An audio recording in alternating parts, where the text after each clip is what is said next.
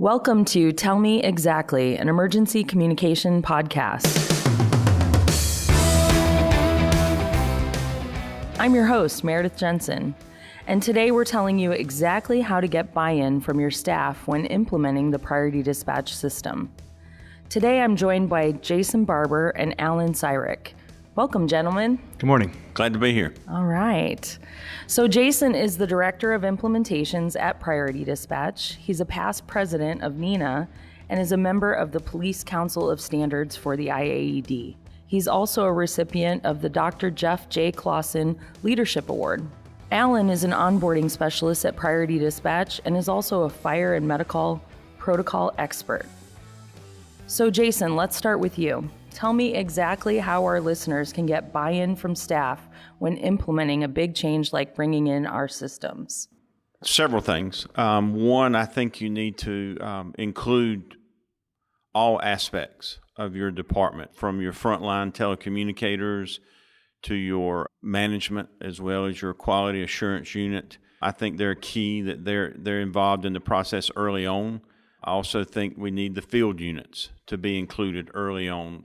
We've seen that recently in some successful implementations, in that they were all included in the beginning, so they didn't feel left out when go live occurred.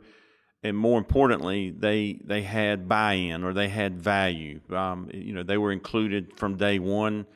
They sort of had ownership to the success of the implementation. Okay, excellent. And Alan, I know you deal a lot with onboarding. So when Jason talks about early on, tell us a little bit about what that means. Well, bringing the folks in early to the process to have an understanding of what it is that we're going to be doing, right? In some cases, they may not be quite as familiar, right? The communications center sees the value of our product and our system, and now we need to make sure that folks like, IT or the field are also brought into the process to make sure, like, okay, how do I fit in this puzzle, and where do I need to be involved in making sure that, any components that might impact us from a field perspective or an IT perspective are not being lost, and also are being proactively looked at to ensure a successful implementation. Excellent. And Jason, you talked about some recent implementations that were really successful. What were some of the things that really stood out as kind of paramount best practices? One thing that we're doing a little differently in implementations now is for some of our medium to larger implementations, we do a regular medical, fire, or police course first thing. And we encourage the decision makers to come to that. And during this course, it's a standardized EMD, EFD, or EPD course, but we give the attendees the printouts of all the jurisdictional options that are there. So as the class is being taught, they can go ahead and write down their opinion about what a definition should be, or what the jurisdictional options should be used or not used. During this class, we don't get into any discussion about that. It's just giving them the knowledge and the power in their hands in this management class. And then when we come on site to do a kickoff, those people are involved in our kickoff activities, and they're starting at the kickoff session already ahead of the game because they've already had this management class. And during the kickoff sessions, we can have more intelligible discussions about the jurisdictional options. And police being our most heaviest, police now, with the newest version of police, has gone from one extreme to the other extreme. We've gone from very little customization to an extreme large amount of customization. And be honest with you, I've also had some agencies recently come back and saying, I got too many decisions. Mm-hmm. Well, I'd rather hear that than what we used to hear from police. Jason, I like that. So you're telling me that as in the very beginning stages of an implementation, even before the dispatchers are getting training, the leadership is getting that certification training so that they can sort of speak our language, as it were, right? They can understand. Absolutely. Before doing this, we realized when we got on site to do our stakeholder and kickoff activities, we had a lot of people with the deer in the headlights look. They couldn't speak our language at that time, and a lot of agencies, after the kickoff activities were done, were like, now that we have taken the class after kickoff, we now would really like to come back and revisit those discussions we had at kickoff that we really didn't know what language you were speaking. Now we do. We'd like to come back and have that again. So that's when we made a decision to punt, if you will, in the way we do implementations, into offering the agency the management class first. Yeah. And then have the official kickoff, and you can have a lot more intelligible and valuable conversation. Yeah, and I'll bet our agencies really love that, right? Yes. Because then essentially they're also given the opportunity then to kind of create some power users, right? Yes. So you've got a whole group of not just people that are EMD or EPD or EFD certified, but those that are certified on the front end are leaders that are in those places to make those decisions. And absolutely, and we encourage, even if you have some field responders that really don't want to be EMD, EFD, or EPD certified, they can come and audit or shadow the class, if you will, just for knowledge, because knowledge is power. And it can help actually disprove some myths or some misunderstandings out there. Your power users from the field can come in and be involved in day one with that management class. Absolutely. And on the power user side of the house, QA units, right? Bring in folks from the QA team to these early implementation certification classes and say, okay, now I have an understanding of what this is. So when the dispatchers are starting to ask questions, they're better prepared to be able to answer them as well. QA, supervisors, things along that nature. Right. And, I know from a little bit of experience helping with onboarding as well that there is a lot to do at the beginning of an implementation, right? There are so many little boxes to check and tasks to complete. And so what are some of the other best practices that you would recommend, Alan, to agencies that are implementing with us and going through that initial onboarding process with you to ensure that they just don't feel like they're drowning in the beginning? Yeah, no, there's definitely a lot to our implementations, but we want to make sure that everyone who's working with us understands we're with them every step of the way, right? So really from the very beginning, we're engaging our communication center managers and directors and saying, listen, I need a couple different folks with you. Before we even hit the ground running, let's do some prep work with you. All right, so on the onboarding side of the house, what we do is we try to bring in the IT side of the house. We try to bring in the training side of the house. And we're focusing on two very different aspects, right? From a training perspective, it's all about scheduling, right? There's so many different dynamics that are coming into play here between staffing models and different scheduling and requirements that we have on our end, and how do we fit that puzzle together? So that's going to be one very large piece that we're going to be talking to you through, and we're going to offer different solutions. We're not going to force your hand one way or the other. Do you prefer the on-site classes versus the remote classes? Or is your staffing in such a position where on-site classes just won't work for you? We'll do what we can to work within the confines that you have. From an IT side of the house, however, we are definitely a software system, right? One of the things we've talked about is, how in the back in the day we were a card set product, but we have definitely transitioned to the protocol is ProQA, right? It's no longer those card sets. So bringing the IT side of the house in early to make sure they understand what is the infrastructure requirement from their perspective. Do they need to get networking and security involved if you have that at your agency? Have you reached out to your CAD vendor? Have you already acquired the CAD interface? If you're an existing client and adding a new discipline, have you gotten the new interface that might be required from your CAD vendor? Are you going to be taking advantage of some of the other features that we have, some of the other optional interfaces that we have, like for our QA software or our if you want to participate with the Academy's data center, for example, or if these are things that you want to be involved in, let's bring the IT side of the house early so they have a good understanding. And as many of you probably are already aware of, your IT doesn't usually turn things around in a day, or even a week, right? They're going to need a little bit of time to kind of like, okay, I got to fit this into my schedule of the 16,000 other projects that, other people have already been putting onto my plate. And where does that fit on the priority? So having an understanding of how important this is to the communication center will help you able to drive that progress moving forward. Okay. Alan brings up a very good point. In his onboarding process, we do see a lot of agencies have to press the pause button or hold button, if you will, due to the IT influence or the IT necessity. So getting IT involved early on can really help ensure a successful implementation in a timely manner. Excellent. So kind of getting back to buy-in, have you experienced in your years of helping out with implementations and now, of course, leading the implementations department, situations where there are common pitfalls or, you always see this type of challenge at an agency with getting that buy-in? Pitfalls we've seen, we've tried to mitigate as much as we can with the reorganization of our implementation process. So hopefully the pitfalls are not as regular as they used to be. But let's just talk about some of the ones that we've already mentioned, maybe previously earlier, is an agency trying to keep the implementation or the purchase of our protocols a secret. Yeah. From everybody. Yeah, that has been shown to not be the right approach. And that's why we started out earlier in our conversation saying we need everybody from the person answering the call to the person knocking on the door involved in the process, and everybody in between on day one. They need to be involved. And getting all of your decision makers into the courses.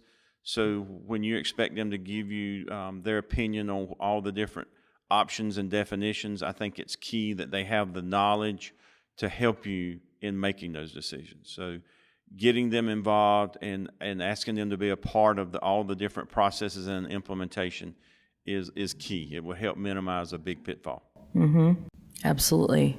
And so when you are in the past and you've experienced this with one of the probably most common challenges, that you've had some detractors, what advice would you give to our listeners that are going through something like that right now, or anticipate that they may be faced with some detractors? You're going to have those. So you can't run from them, and you shouldn't run from them. I would encourage them to be involved in the process from day one.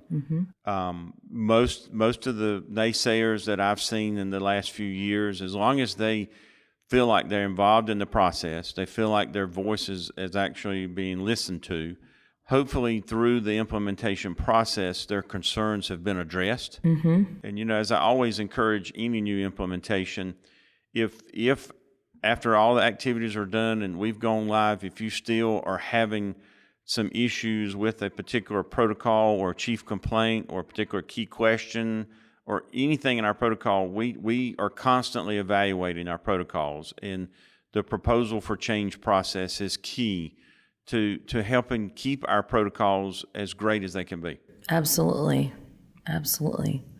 Alan, what about you? You deal with agencies just barely coming into this process.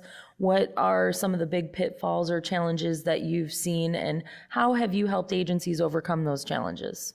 So I think probably it kind of goes back to some of the things we've talked about earlier, but from a technical standpoint, when there are scenarios where I'm meeting IT and they're learning about our system for the very first time when we're having our initial conversation, like, who are you? Why are you here? What are we supposed to be doing? Right. And so to Jason's point, right, keeping things a secret really can be, an extra challenge that, if we can try to avoid that. So as part of that initial email, at least, that we're reaching out to the client, or that initial phone call, whatever that is, we're trying to say, get them involved right away, right? That cannot be overstated enough, ensuring that those folks are brought to the table early on. And then, again, we are a software system and we work very closely with the CADs. So make sure you're having those early conversations with your CAD vendors. Hey, we're purchasing the ProQA system. We want to make sure that, we have the interface that's required to be able to our software to be able to talk to their software. And if it's a new discipline that you're adding on, making sure that that's included as well, because that's not always the case. So we want to make sure that those are major conversations that are happening early in the process. So I want to enhance a little bit about what Alan was just talking about with IT.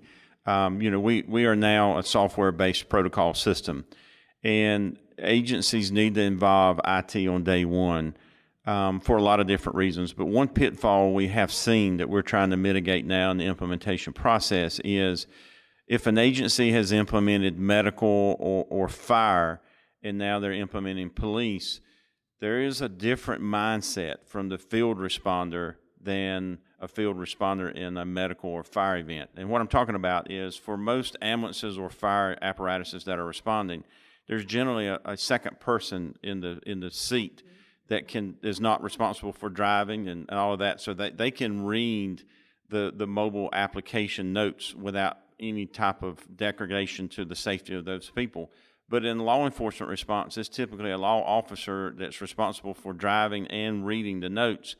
And a lot of agencies need to be mindful of that and include IT and or their CAD vendor early on to make sure they are able to take advantage of all of our customizational options in our software to help make the notes or the appearance of the notes from that police officer's point of view. It needs to be short, quick, and to the point that they can just take a glance at it and not have to worry about the safety of themselves while they're driving. So let's talk a little bit about the dispatchers, because obviously leaders that are going to be listening to this, sometimes the challenge that they're dealing with is the dispatchers that are hesitant. How can we make sure that we're getting buy-in from the people that are going to be using this every single day, all day long? Well, I think it goes back to our first discussion. I think that, they need to be involved, or they need to have at least a representative, A voice. a voice from each shift, if you will. Everybody can't be involved in all the kickoff activities because there's just not enough room, nor have you got the ability to take them off the floor.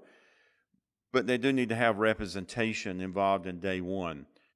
We're starting to see a trend now out there in the field, if you will, from the newer generation that's coming into the workforce now. They typically love the protocols because it's giving them exactly what they need to ask and exactly what they need to tell. The newer generation is embracing structured call taking a lot more than previous generations.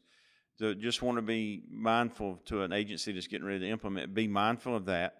And be mindful of your people that have been there a long time, that have learned what they may or may not need to ask through tragedies, if you will, or through calls that they had to learn the hard way. Right.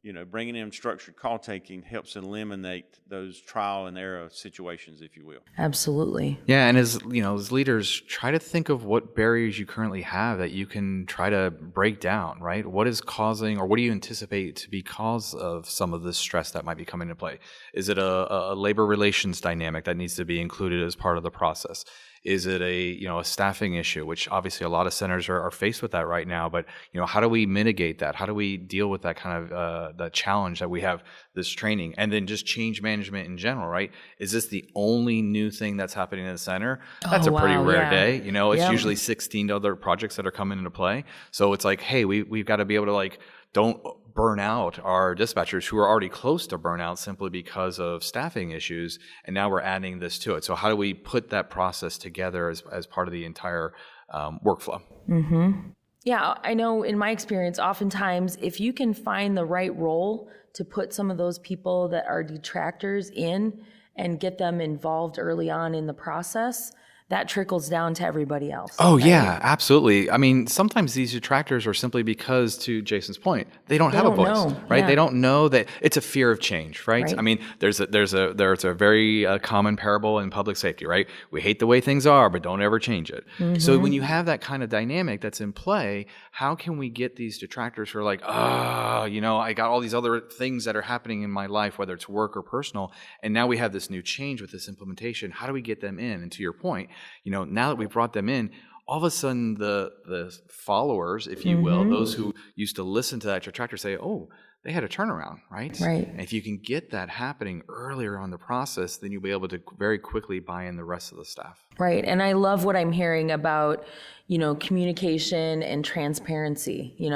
We don't want this to be a secret. No. We do want to make sure that we are addressing their concerns early on, that we are empowering them with the knowledge of what this is and what it's not, right? Because you said a lot of times there's myths out there of what this is going to do to their performance and things like that. So, leveraging those people to, become a cheerleader for our stuff. Absolutely. That's my favorite when that happens, when we can kind of take someone that in the beginning was, really against the change and really fighting the process, to kind of just get them in a room, listen to their concerns. Sometimes I find that that's all they want. That's all they want and need, is for someone to actually listen to their concerns, because they want to feel heard, and then to, educate them and empower them with what, like I said, what it is and what it isn't. I totally agree, Meredith. We've done that a lot lately. And when you have your initial naysayers, it's probably for a lot of the reasons we've already discussed. But again, letting their voice be heard goes a long ways. Giving them a sense of ownership goes a long ways, of addressing their concerns and maybe their frustrations they may have had previously, I think is valuable. Yeah. And the beauty of our current implementation process, especially as, Jason's our new director is kind of, enhancing and taking us to the next level, is we don't do cookie cutter approaches. We are all about customizing this implementation for you. So if you identify a very specific challenge that you're facing, we're going to address that differently than maybe another agency who doesn't have that issue or has a different issue. So we're going to make sure we're going in there and addressing the specific problems for your particular agency, whatever we can do to help you be successful. And Alan was talking about we're trying to do more customized implementations. Another pitfall or aspect that we've tried to address now is field responder orientations. I think it's very valuable. Before we go live, all your field responders need to know as quickly as we can, how's this going to change my day-to-day operation? What is EMD, EFD, or EPD? How is it going to impact the next time I get dispatched to a call when we're live with this protocol? And we have some tools in our toolbox to help an agency with that issue of getting field responder education accomplished. Education is key. Yes, I so mean, much. as adults, we always want to know the why behind what's Knowledge happening. is power. Absolutely. And we're that's one new aspect we're trying to enhance in our implementations, because we've seen through some trial and error, not so good. It's been proven not to be a good idea to go live and your field responders don't have any idea what just happened. Right. Yep. Yeah. So let's talk about some of the resources that might be available for anyone that might be struggling with this, or again, if they haven't gone through this process yet but will soon, let's share those resources of what they're going to have available to them to help mitigate any of these challenges. Well, at Priority Dispatch, there's two main people that are available to them all the time. One would be the regional account manager, which is Sales. Sales, more commonly referred to as sales. And then all of our project managers are assigned a certain geographical territory throughout the U.S. as what we call our regional client outreach effort. And what their goal is to reach out to our clients a couple of times a year, just to check in, see how things are going, making sure they know about the college, online education and resources there, as well as anytime we come up with any new updated forms, they know how to go get those. We do not want any of our users to not be aware of any of the new tools or forms that we have. That we want to make sure that they have access to that and know how to get to them.